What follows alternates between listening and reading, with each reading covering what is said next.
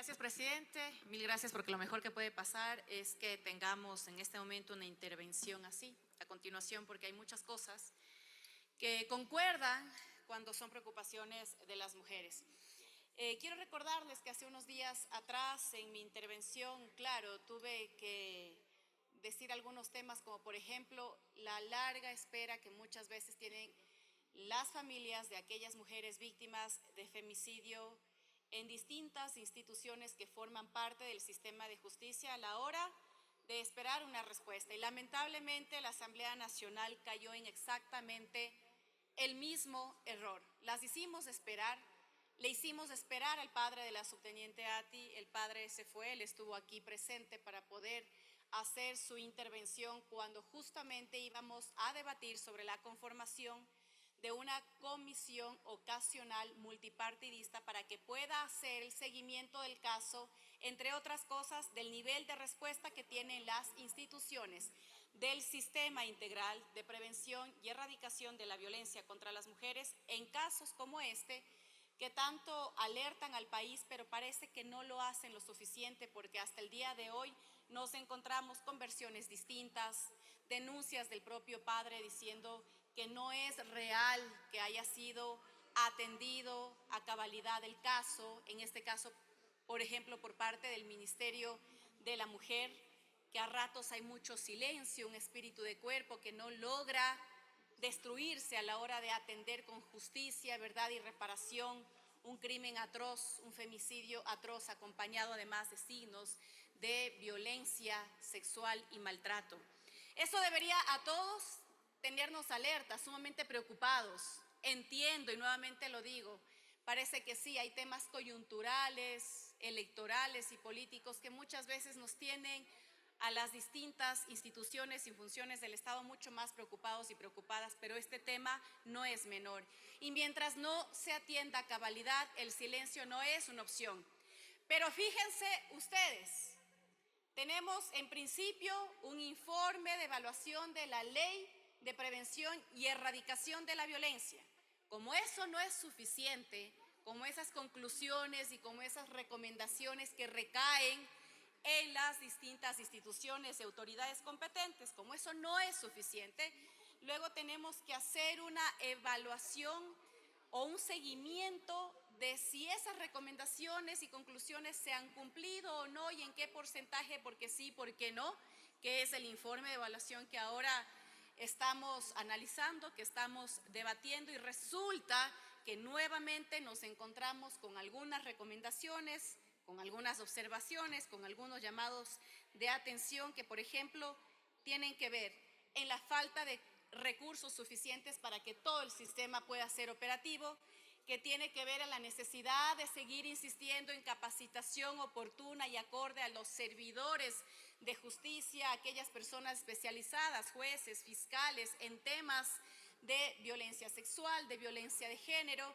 Sabemos que, por ejemplo, en las unidades educativas no siempre se cuenta con un personal sensibilizado, capacitado, formado alrededor de estos problemas. Sabemos que incluso tenemos inconvenientes a la hora de tener información clara y oportuna, porque el sistema de justicia tampoco tiene base de datos completamente actualizados y transparentes respecto de ese registro de femicidios y otros delitos y otro tipo de maltratos y de violencia que tiene que ver con la violencia por razón del género. Entonces, ¿cómo puede haber un plan nacional que de verdad responda a un mismo objetivo, un solo objetivo, y que de verdad podamos comenzar a tener resultados óptimos en esto que es la eliminación de la violencia contra las mujeres?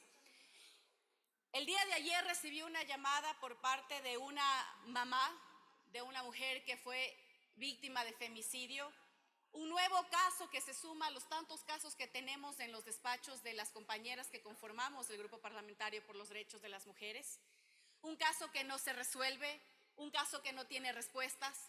Mientras más lejana está la gente a los centros donde está, por ejemplo, el sistema judicial presente a través de su infraestructura, edificios, personal, etcétera, más complicado se vuelve incluso conocer cómo se desarrollan los procesos, más complicado, por tanto, pedir y alcanzar esa justicia. Un caso más que no logra resolverse. El día de ayer, otro caso de femicidio. Su femicida, el femicida de esta mujer, fue capturado en Chile. Ahora está en juego o está pendiente el proceso de extradición para que pueda cumplir sentencia en el sistema de justicia ecuatoriano. Ya su padre, su madre están preocupados porque lo único que conocen es que la persona fue capturada, pero no saben de aquí en adelante qué pasos tiene que seguir la justicia ecuatoriana para que esa persona pueda pagar aquí en el Ecuador y cuáles van a ser las garantías del caso para que ese femicida cumpla con su pena, con su sentencia en firme aquí en el país. Y de esos casos, compañeros y compañeras, un sinnúmero. Parece un cuento de nunca acabar. Y tenemos varias leyes que hablan de las garantías que deberíamos tener las mujeres en este país para no seguir lamentando todos los días un nuevo femicidio, una nueva muerte violenta, un nuevo maltrato a la mujer. Si hay cosas que no salen a la luz, probablemente a veces mueren en el silencio y con una injusticia y una impunidad absoluta. Por tanto, nuevamente hacer la reflexión. No son suficientes los informes, no son suficientes los esfuerzos que se hace a nivel de la ley. Nos dice el informe, por ejemplo, que el tema de fiscalización debe ser más riguroso con esas instituciones que deben dar respuesta. Pero pregunto aquí, ¿cuántos de nosotros damos seguimiento a estos casos?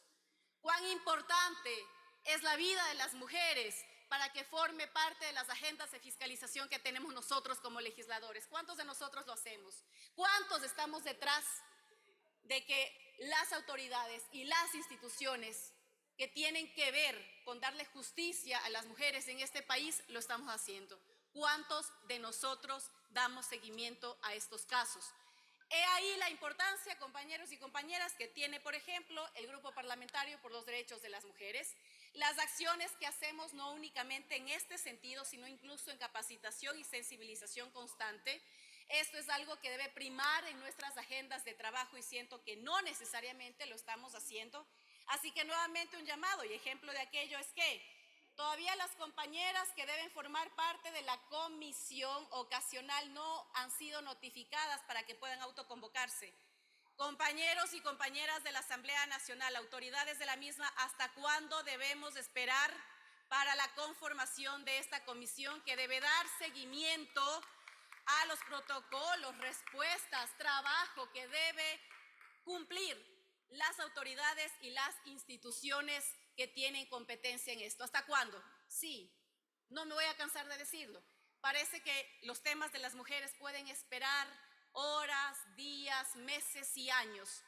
¿Y saben qué es lo peor? Insisto, que las familias de víctimas de femicidio lo hacen durante muchos años, no tienen respuesta y su desesperación tiene que ser la nuestra. Pongamos atención a la vida de las mujeres, tratemos de ser sensibles y coherentes cada vez que una nueva vida se pierde en manos de un femicida. Tratemos de hacer este país un país de dignidad y de justicia para todos y todas, pero empecemos por estos problemas. Empecemos por este nivel de violencia que no tiene respuesta, lamentablemente. Ahí está, un informe de evaluación tras otro y al día de hoy seguimos con cifras alarmantes y lamentables de muertes violentas y de femicidios. Ojalá esta Asamblea Nacional tome en cuenta esto, tome en serio este compromiso que tiene con las mujeres y no paremos de hablar de esto y de trabajar por la vida de todos y todas y por la vida de las mujeres, porque lamentablemente este país tiene grandes deudas con nosotras, con nuestro bienestar y nuestra seguridad. Gracias, presidente.